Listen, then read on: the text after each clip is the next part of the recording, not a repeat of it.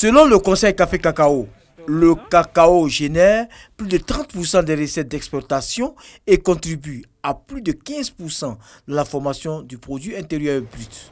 Malgré ces performances, la durabilité de la cacao-culture ivoirienne est constamment menacée par de nombreuses contraintes, telles la maladie du Swollen Shoot, une anomalie qui a longtemps affecté les plants de cacao dans le département de Saint-Fra, au centre-ouest de la Côte d'Ivoire. Après plusieurs études, le Centre international de recherche en agroforesterie, ICRAF, dresse un bilan positif de son programme de durabilité du secteur cacao dans la localité. Donc ces journées paysannes offrent l'occasion de faire le bilan de la mise en œuvre de nos 3 projets, à savoir la petite irrigation, le biochar pour la fertilisation des sols et la TRACAP pour la lutte biologique contre les termites.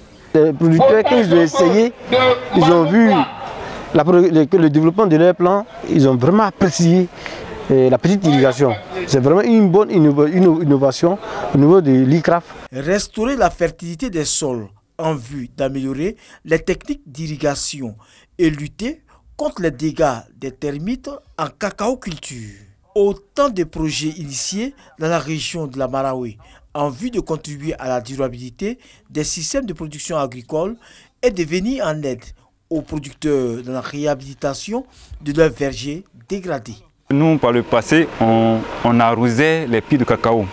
Sans la petite irrigation, on arrosait, mais il faut dire que c'était pénible.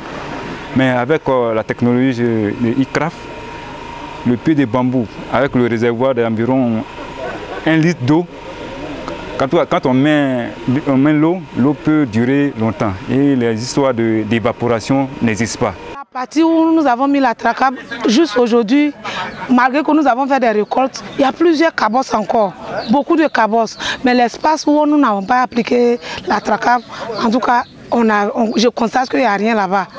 Donc sincèrement, j'ai vu la différence entre les 2 parties. Dans le département de Saint-Fra, Tiassali et Vavois, les autorités sous-préfectorales, les représentants de la NADER et de l'agriculture ont effectué des visites des parcelles témoins. Cette visite leur a permis de constater les avancées notables et les résultats escomptés des différentes techniques culturelles expérimentées dans ces localités. Pour rappel, la Côte d'Ivoire et l'Agence française de développement, AFT, ont signé en avril 2016 une convention d'affectation du programme filière agricole durable.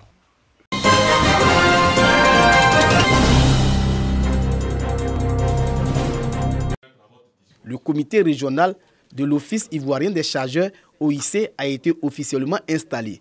Ce comité va constituer un cadre d'échange et de concertation des acteurs de la filière des transports. À travers ce comité régional, l'OIC veut se rapprocher des acteurs de la filière.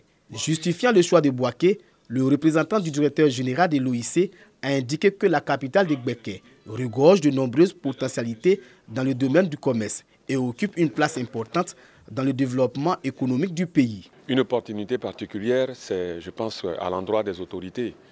Parce qu'au niveau des autorités, ce n'est pas toujours bien compris ce genre d'outils. Chacun de ces maillons-là puisse être donc mis ensemble pour donc constituer une dynamique permettant donc d'aller de l'avant pour le bonheur donc de la ville donc de Bouaké. Les autorités administratives encouragent le comité à jouer le rôle de plateforme d'échange sur les difficultés des acteurs de la chaîne des transports afin de trouver des solutions durables. Le nouveau président du comité régional de l'Office ivoirien des chargeurs dégage ses priorités. Notre priorité sera donc d'abord de mettre en place les structures, pouvoir faire le lobbying au niveau donc, de toute la région afin que ce comité soit connu et donc qu'il puisse être suffisamment représentatif des aspirations de tous les acteurs du transport et du secteur routier. La région de Gbeke est la deuxième région du pays à bénéficier d'un comité régional de l'Office ivoirien des chargeurs après San Pedro. L'Office ivoirien des chargeurs est installé en Côte d'Ivoire depuis 1969.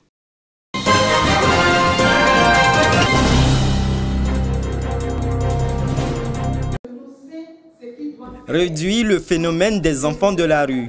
Un objectif pour lequel le ministère de la Femme, de la Famille et de l'Enfant forme 25 familles d'accueil résidant à Daloa. Il s'agit notamment d'acquérir des connaissances sur les mécanismes de prise en charge et de protection des enfants séparés de leur famille. Des enfants en institution toute une vie, ce n'est pas l'idéal. Il faut penser quel système peut accompagner des enfants pour qu'ils ne vivent pas une vie d'institution qui ne leur garantit pas la totalité de leurs droits, mais au-delà, qui ne facilite pas leur intégration communautaire. Parce qu'après avoir vécu 10, 15, souvent plus que ça, autant d'années en orphelinat, en pouponnière, il devient difficile d'intégrer la vie communautaire et les réflexes de vie deviennent compliqués.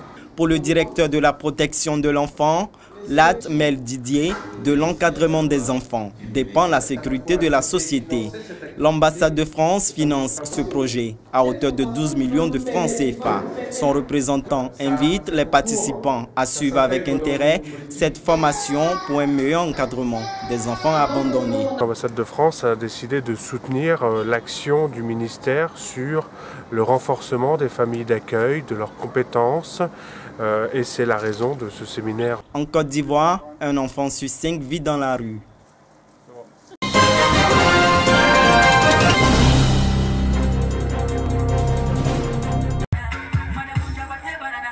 Nous sommes à la deuxième édition de la Nuit de l'excellence des travailleurs de la mairie de la commune de Bois-Flé, chef-lieu de la région de la Maraoué. C'est l'occasion de célébrer certains travailleurs, une initiative du premier magistrat de la commune qui veut ainsi créer une saine émulation au sein du personnel afin de promouvoir le travail bien fait au service des populations. Nous avons choisi de primer pour la seconde édition 17 agents communaux.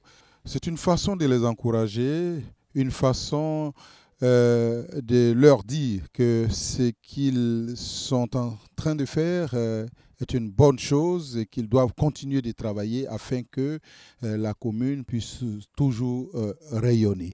Des travailleurs célébrés mais surtout primés.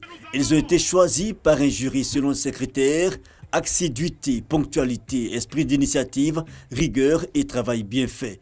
Ces distinctions par secteur d'activité au sein de la mairie sont faites en présence d'opérateurs économiques de la localité, de parents et d'amis. Je suis très ravi d'avoir reçu ce prix. Je le dédie à mon commandant qui est le maire de Bois-Flé, le premier magistrat, en même temps le chef suprême de la police municipale. Je dis aussi merci à mes chefs qui m'ont honoré. Je leur dis merci pour tout ce qu'ils ont fait pour moi depuis ma carrière. Cette célébration, l'initiateur, le maire de la commune, permet également d'instaurer la fraternité, l'entente et la cohésion sociale au sein du personnel. Il compte pour les prochaines éditions l'étendre à tous les secteurs d'activité de la commune.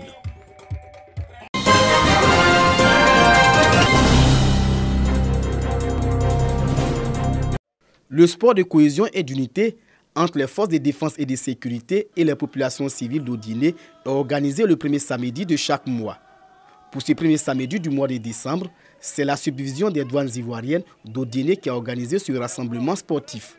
Des centaines de personnes ont participé à cette marche essayant de fitness.